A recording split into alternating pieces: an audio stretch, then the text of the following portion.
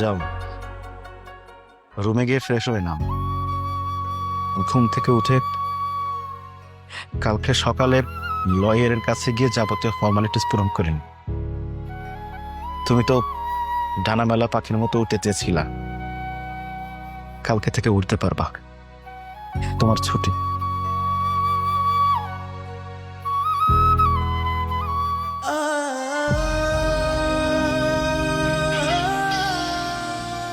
Please আমাকে ক্ষমা করে দাও, প্লিজ ক্ষমা করে দাও। সরি কেন বলতেছ? সরি কিসের জন্য? আর কিসের জন্যই বা তুমি আমার কাছে ক্ষমা চাচ্ছ? জানো, আমি না অনেক মানুষ দেখেছি, কিন্তু আমি এইভাবে আগে কখনো মানুষ দেখিনি। মানুষের জীবনে এত কষ্টে থাকার পরেও তারা এত সুখে কিভাবে থাকতে পারে, এটা কখনোই আগে আমার চোখে পড়েনি। শুধু তুমি না, আমাদের আশেপাশের অনেক মানুষ এইভাবে কখনো দেখে নাই, অনেকের চোখে পড়ে না। আমরা যদি আমাদের আশেপাশের মানুষগুলোর দিকে একবার ভালো করে তাকাই, তাহলে আমরা বুঝতে পারবো যে আমরা কত ভালো আছি, কত সুখে আছি।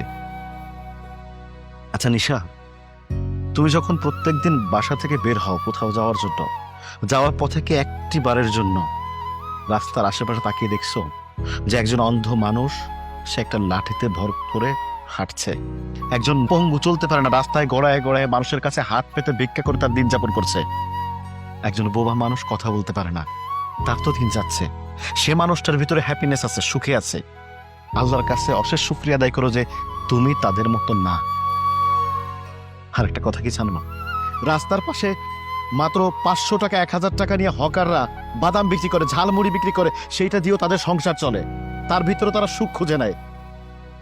আর রোদের ভিতরে সারা দিন বসে তরকারিওয়ালা 1000 2000 বা 5000 বা 10,000 টাকার পুঁজি নিয়ে ব্যবসা করতেছে, সারা দিন পরিশ্রম করে রোদে পুড়ে সন্ধ্যার পরে বাজারে নিয়ে ঘরে যায়, যখন স্ত্রী সন্তানের দিকে তাকায় না, তাদের সুখ পায়, সেখানে তারা সুখী হয়।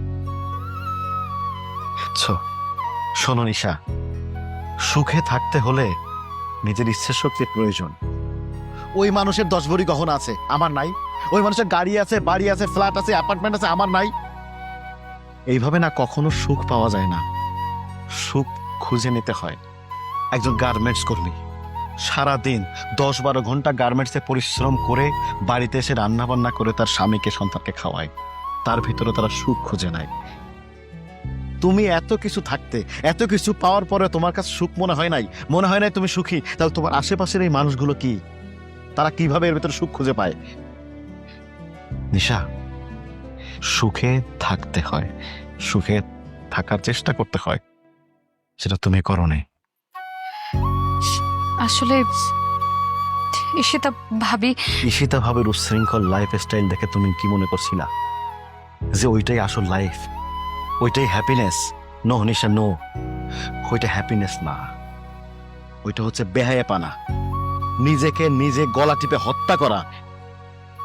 আমি তোমাকে ভালোবাসি, হ্যাঁ, আমি তোমাকে প্রচন্ড ভালোবাসি, আর তোমাকে সুখে রাখার জন্য আমার সমস্ত চেষ্টা। তুমিও আমাকে ভালোবাসো। দুজন দুজনকে ভালোবাসা বা দুজন দুজনের পাশে থাকা, এটাই আসল সুখ। তোমার তোমার জন্য না আমি আমার অনেক বড় ভুল বুঝতে পেরেছি, মানুষকে এইভাবে দেখতে পেরেছি। আমিও তোমাকে অনেক বেশি ভালোবাসি। আজকের পর থেকে আমি আর কোনোদিন কখনো তোমাকে ছেড়ে যাওয়ার কথা বলবো না, ডিভোর্সের কথা বলবো না। প্লিজ আমাকে ক্ষমা করে দাও। তোমাকে আর ক্ষমা চাইতে হবে না।